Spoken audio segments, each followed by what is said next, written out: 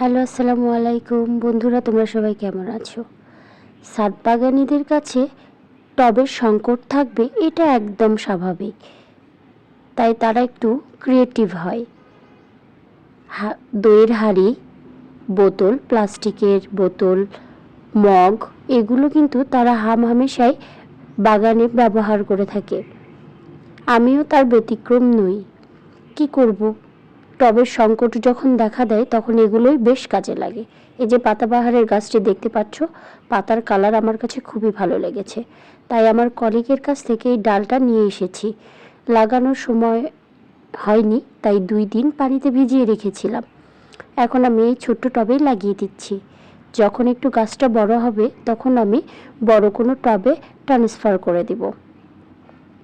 আজ এই পর্যন্তই, দেখা হবে পরবর্তী ভিডিওতে। অবশ্যই আমার চ্যানেলটি সাবস্ক্রাইব করে রাখবে। ধন্যবাদ।